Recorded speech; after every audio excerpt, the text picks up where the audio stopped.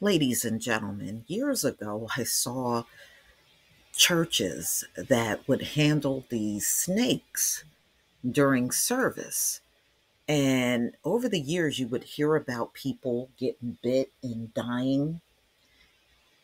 You would think people wouldn't do these things, but I don't know. I guess they think they're proving their faith.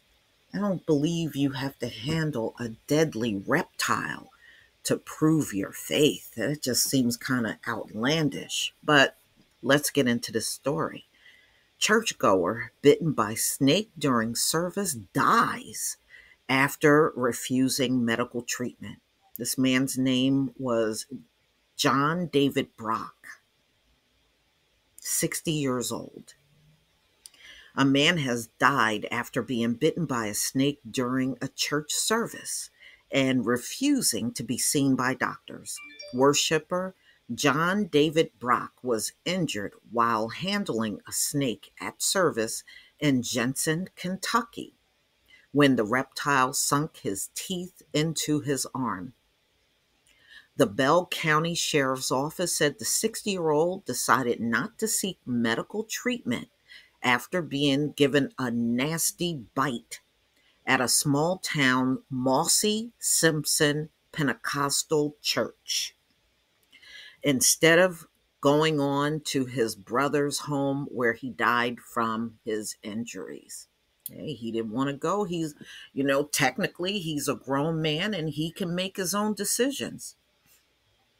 According to an obituary, Brock was a founder of the Holiness Faith and had worked as a coal miner over half of his life for 36 years. So, wow, what a way to go. You go to church, you get bit by a snake, and you die.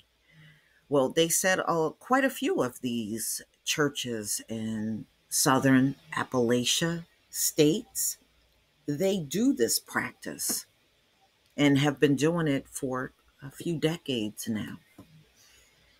It's thought that pastors use the creatures to demonstrate how Christians are protected by God by harming the worshiper, holding them at high risk while singing and dancing. The tradition has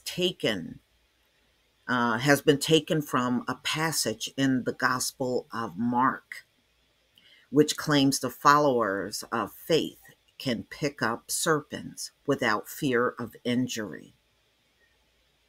This has been met with controversy in the past, particularly following similar recent deaths caused by snake bites. Previous congregations have been evicted from churches over the practice, while professional reptile handlers have also warned of the dangers. In February 2014, pastor and reality star Jamie Coots died after being bitten by a venomous a rattlesnake. Wait a minute. He handled a rattlesnake during church? Oh, man. All right. So this was during one of the practices at church in Middlesburg, Kentucky. He had to be out of his mind to do that. Last year, a landlord renting out a church in Kentucky evicted a pastor, Andrew Hamblin, after it was reported he became tired of his congregation being killed and injured by snakes. The centuries old tradition is mainly practiced in hyper religious communities in America's deep south and uses venomous snakes such as rattlesnakes, cottonmouths, and copperheads. According to the Bible passage from which the practice originated, followers of the Christian faith will pick up serpents, and if they drink any deadly thing, it will not hurt them. They will lay their hands on the sick and they will recover. Well, apparently that did not happen in the case of John David Brock. He died. Okay, he died, which I would imagine the majority of the people doing this practice more than likely died. Um, I don't think you need to pick up a serpent, even if there is a scripture in the Bible that talk about serpents. That doesn't mean you have to actually do it.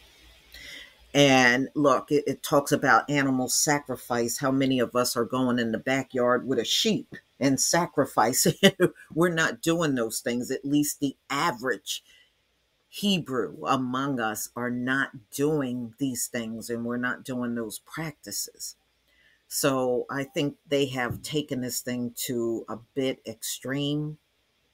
And I don't know. I don't know. Your God requires you to grab a serpent and take a chance on your life. Uh, don't sound like a God I would want to worship. But y'all, please tell me what you think about this story. I mean, this man, as far as I'm concerned, unnecessarily lost his life. I mean, as a Hebrew, I think if I don't pick up a serpent, I just don't feel that's going to be held against me if I don't do it. Okay, I just don't see that happening. But hey, to each his own.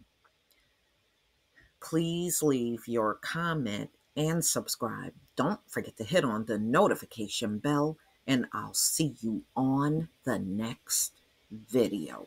Peace, family.